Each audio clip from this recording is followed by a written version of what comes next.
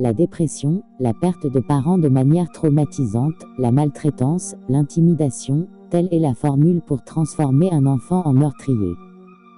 Chacun avec sa propre histoire, mais similaire dans ce facteur, vivre ces traumatismes dès leur plus jeune âge. Cette formule est capable de créer des enfants qui tuent sans aucun remords, douleur ou peur pour ce qui peut leur arriver. Je te présente les 7 assassins les plus jeunes de l'histoire. Eric avait commencé à sentir qu'il ne valait rien et qu'il ne se souciait de personne. Il était constamment humilié par ses camarades de classe pour son physique, pour avoir des taches de rousseur, pour être roux, pour ses oreilles et même pour ses lunettes.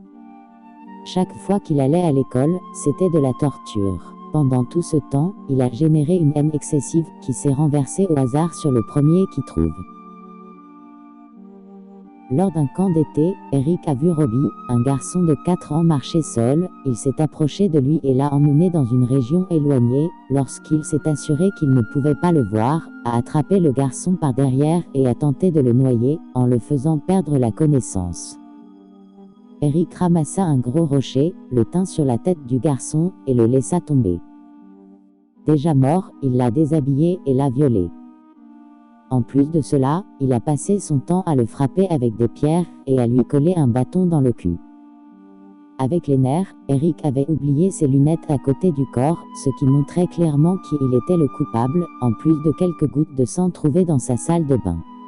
L'un des enquêteurs, étonné du calme dont il a fait preuve, se souvient d'une des choses qu'Eric avait dit lors du procès. « Je l'ai beaucoup apprécié, beaucoup, je ne voulais pas que ça se termine. »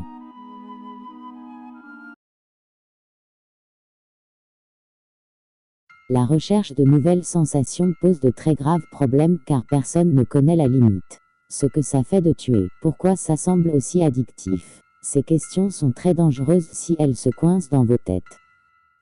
Alyssa avait dépassé cette barrière de équilibre mental, qui sépare la fantaisie de tuer quelqu'un et de le faire vraiment. Elle ne pouvait penser à rien d'autre, elle voulait savoir ce que ça faisait de tuer quelqu'un, et finalement elle l'a fait. Elle est allée d'abord dans la forêt pour creuser quelques tombes qui serviraient à enterrer les cadavres, elle était déterminée à le faire. Au bout de quelques jours, elle dit à sa sœur d'amener la fille du voisin, avec une excuse.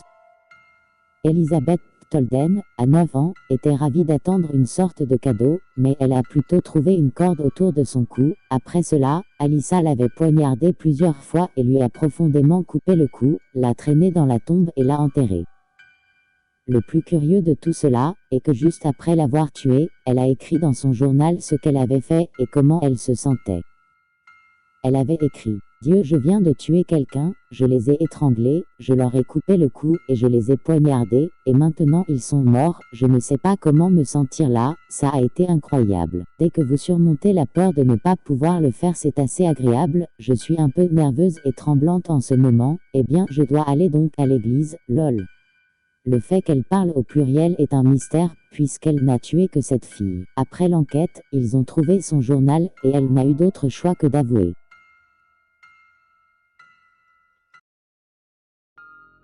Dans son témoignage, Joshua a expliqué ce qui suit. Un après-midi, il est allé jouer au baseball avec sa voisine de 8 ans. Apparemment entre cela, il avait frappé la balle très fort, en la frappant droit dans l'œil. La fille a commencé à pleurer, mais Joshua n'était pas inquiet à ce sujet mais plutôt à ce que son père pourrait faire s'il découvrait qu'il l'avait blessée. Inquiet, il avait emmené la fille dans sa chambre avec l'excuse pour guérir sa blessure, mais il avait un autre plan. Il est arrivé derrière elle, la étrangla avec un câble, la cacha sous le lit. Après avoir remarqué qu'elle était encore en vie, il prend la batte et commence à la frapper à la tête, et pour s'assurer, il la poignarda à la poitrine et au cou. C'est ce qu'il a dit quand ils l'ont arrêté après que sa mère a trouvé le corps. Il voulait fonder sa défense sur une sorte de délire ou de panique incontrôlable. La vérité est que l'histoire est étrange, car lorsqu'ils ont trouvé la fille, elle n'avait ni de pantalon ni sous-vêtements, prétendant que Joshua aurait pu la violer, mais après les tests, ils ont prouvé qu'il n'avait rien fait. Bien sûr, il n'a pas dit toute la vérité, mais quoi qu'il se soit passé dans cette chambre, était suffisant pour le condamner à la prison à vie.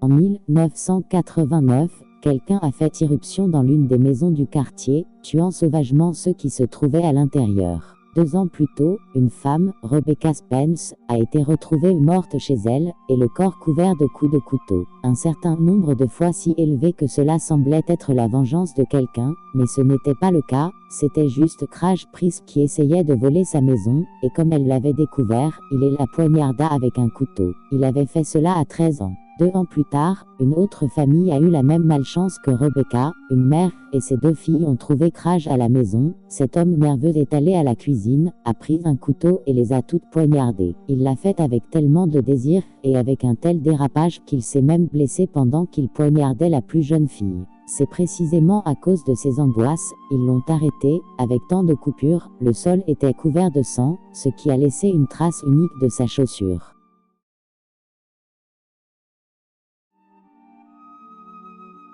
Une série de cas d'enfants emmenés dans des zones isolées et battus avait commencé. Des enfants âgés de 4 à 6 ans. Jesse leur faisait la même chose que son père pour lui, il emmena des enfants dans une cabane, là il les déshabilla, maltraita et tortura pour son plaisir. Peu à peu, son agressivité augmenta. Au début il faisait que de frapper un peu ses victimes, mais après, il arrivait à arracher des morceaux de viande en les mordant, en les cassant leurs dents, en les piquant avec des aiguilles. Il avait même essayé de couper le pénis de l'un d'eux. De plus, plusieurs victimes ont raconté que pendant qu'il les frappait, il se masturbait devant eux. Quand ils l'ont capturé, la seule chose qu'il pouvait dire était qu'il ne pouvait pas l'éviter, il y avait quelque chose de plus fort que lui qu'il forçait à le faire. Peu de temps après, ils l'ont relâché, et c'est alors que sa deuxième phase avait commencé, mais cette fois en laissant quelques cadavres derrière lui. La première à mourir était Cassie, une fille de 10 ans. Jess était seule dans le magasin de sa mère quand la fille est venue acheter un cahier. Sans réfléchir lui a dit de l'accompagner au sous-sol pour lui donner ce qu'il voulait, mais rapidement il s'est mis derrière elle et lui coupa rapidement le cou avec une lame, puis, il cacha le corps pour continuer à travailler normalement. La victime suivante était un garçon de 4 ans, Jess lui a acheté une glace et l'a emmené dans un endroit éloigné près de la plage afin qu'il puisse être tué sans que personne le sache. Il a poignardé tout son corps, les bras, la poitrine, les yeux, et aussi les testicules. Comme il soupçonnait Jess depuis longtemps, cette dernière victime a servi à l'arrêter. Bien qu'il n'ait pas été condamné à mort, il a passé toute sa vie en prison. Vous savez que vous allez avoir une enfance compliquée quand votre mère n'a même pas 17 ans. Marie-Belle, qui a eu cette malchance, a été maltraitée psychologiquement, battue. Sa mère a tenté de la tuer à plusieurs reprises et comme Marie l'a avoué lors de son arrestation, il n'était pas étrange qu'elle l'ait agressée sexuellement avec des hommes qui étaient prêts à payer pour ça. Avec tout ça, ce n'était qu'une question de temps pour qu'elle explose. Avec 10 ans, elle avait déjà beaucoup souffert, donc c'était au tour des autres de souffrir.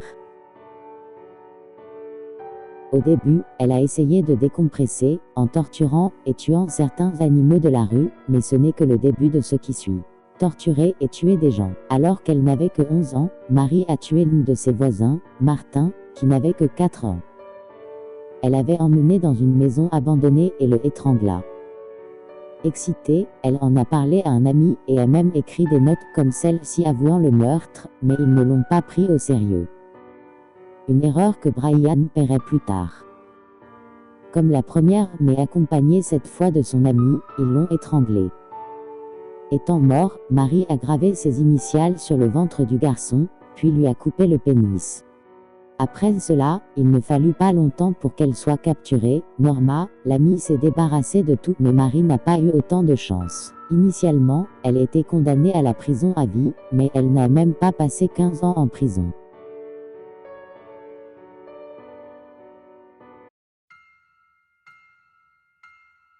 En l'an 2000, Dedrick Owen, pendant le changement de classe avec ses camarades et le professeur, alors qu'il descendait les escaliers, Dedrick avait sorti un pistolet de son sac à dos et l'a montré à ses amis. Mais il a alors vu Kayla Rolan passer devant lui, il la pointa, et lui dit en lui criant qu'il ne l'aimait pas. Elle s'est retournée sans souci, et la dernière chose qu'elle avait dit était « Et alors ?» Quand il a tiré la balle à travers tout son corps, en perçant ses poumons, Kayla saignait sur le sol tout en serrant son ventre et son cou, essayant de respirer. Tout cela est arrivé parce qu'apparemment il s'était battu des jours auparavant, apparemment, il avait essayé de l'embrasser, et elle ne voulait pas. Finalement, la jeune fille est décédée inévitablement à l'hôpital, et il n'a pas pu être condamné pour avoir 6 ans, et parce qu'ils ont dit qu'il n'était pas au conscient de ce qu'il faisait.